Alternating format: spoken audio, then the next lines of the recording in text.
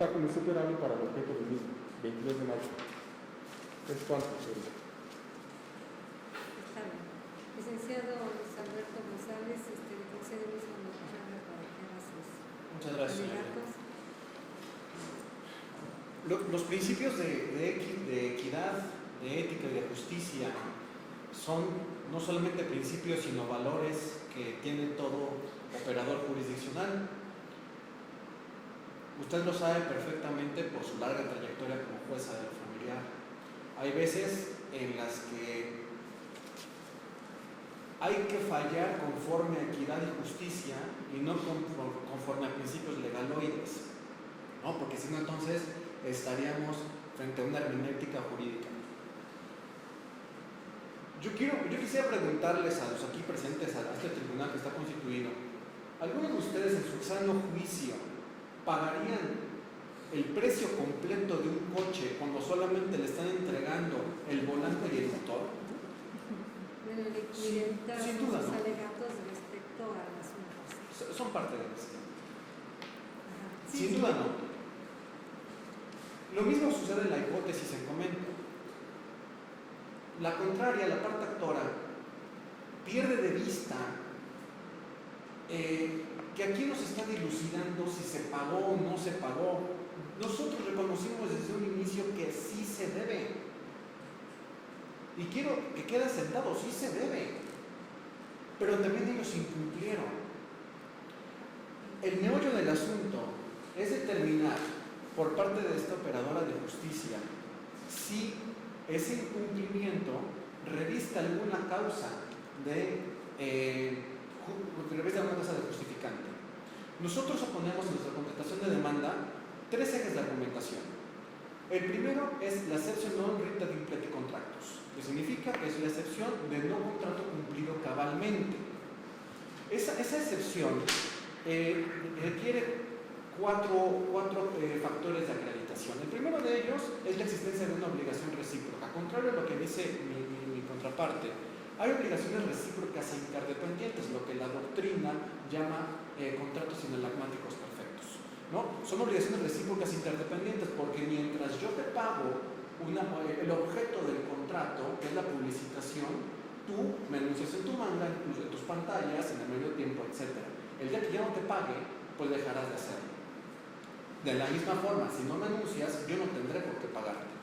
El segundo elemento es que sean obligaciones de cumplimiento voluntario y simultáneo. Es innegable, su señoría, que ambas partes que estamos aquí sentadas cumplimos cabalmente nuestras obligaciones hasta el día 15 de marzo de 2020. Antes no hubo ningún problema y fueron cabalmente cumplidas por ambas partes y lo reconozco por parte de mi contrario. 3. El incumplimiento grave de una obligación principal es un elemento sine qua non, porque la cláusula, en los contratos hay 3 tipos de cláusulas: las esenciales, las naturales y las secundarias. El objeto del contrato es una cláusula esencial y la cláusula segunda de este contrato enumera en el inciso A hasta la J todas las obligaciones que su representada se obliga a separar con la mía. Habrá que preguntarnos, ese objeto que en la absolución de la confesional dijo que no se pudo llevar a cabo es de tal manera determinante que implica un incumplimiento grave de una obligación principal. A todas luces la respuesta es sí. Cuarto, una exigencia de un principio de buena fe. La buena fe se pone de manifiesto por parte de nosotros demandados, tan es así que ellos reconocen en el punto 28 y 29 de su demanda que nosotros, el documento que ya nos reconocieron que se desistieron, incluso en la redacción del mismo dice que sería equitativo pensar que con el último pago realizado por 127.941, que equivale a más del 50% del torneo, porque solamente se jugó hasta la jornada 10 del 18, ¿no?, se quedaba pagado. Entonces, nosotros pagamos hasta la jornada que se jugó y hasta la jornada que se publicitó, ¿no? Por lo anterior queda aprobado lo siguiente, su señoría. Pintumex pagó íntegramente sus obligaciones hasta el 15 de marzo de 2020, siempre de buena fe. 2. Operadora de escenarios deportivos no cumplió con ninguna de sus obligaciones que constituyen el objeto del contrato del 15 de marzo de 2020 hasta el mes de junio del mismo año y no hay prueba en el sumario de lo contrario. El hecho de que mi contraria haya exhibido un par de fe de hechos por parte de un notario público en que y tomaron fotos de las rampas en donde está pintado el logo de Pintumex, no implica que se esté cumpliendo el objeto del contrato. Pues nadie entraba al estadio, por Dios, nadie entra ahorita todavía. ¿Quién va a ver eso si el objeto del contrato es justamente la publicidad? Nadie va a ver nunca hasta que lo vuelvan a abrir, ¿no? Ahora, si mi contrario no cumple, ¿por qué tiene que cumplir la mía? Como lo dijo la absolvente en su confesional, es un contrato leonino, es un contrato injusto y es un contrato que rompe con el principio de equidad contractual. ¿Por qué? Porque ellos tienen una cláusula de causa de fuerza mayor. Ellos dicen, si nos vetan el estadio Cuauhtémoc porque la porra se portó mal, porque aventaron un cuetón, por cualquier situación, dicen un acto de autoridad, incluso lo manifiestan. Entonces no estamos obligados a cumplir nuestra obligación. Ah, pero tú sí tienes que cumplirla. Trueno, llueva, relampaguee. Eso rompe con todos los principios de equidad contractual que lo dice Badrila Contineri, que lo dice Borja Soriano, que lo dice Gutiérrez y González, que lo dice Ramón Sánchez Meral. Ahora, ¿cuáles son las consecuencias de que prosperara esta excepción non rita impleti contractus? Las consecuencias evidentemente son que se le obligue a la demandada a cumplir con su obligación. Si ellos cumplen con su obligación y las 7 jornadas del fútbol mexicano nos publicitan, nosotros pagamos, ¿vale? O a manera de una acción quantum minoris, pues solamente que nos condene usted a la rebaja, que es la proporción que ya pagamos, los 100 y tantos mil pesos, que es el equivalente hasta el día que se jugó. Un segundo eje de argumentación es la imposibilidad del objeto del contrato debido a caso fortuito. Y yo discrepo con lo expuesto con mi contrario. A ver, sí, evidentemente el COVID-19 es un hecho de caso fortuito, no es fuerza mayor, es caso fortuito, ¿no?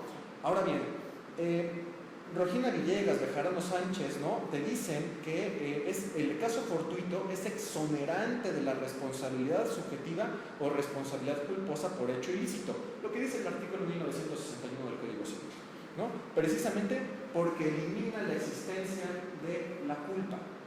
Elimina la existencia de la culpa el caso fortuito. Entonces, ahí se reconoce y se actualiza el principio del derecho tradicional según el cual nadie está obligado a lo imposible, ¿no? Y cumplir con la prestación a pesar del caso fortuito sería imponerle una carga injustificada y una situación demasiado gravosa a una de las partes, y eso de nueva cuenta rompe con el principio de equidad contractual.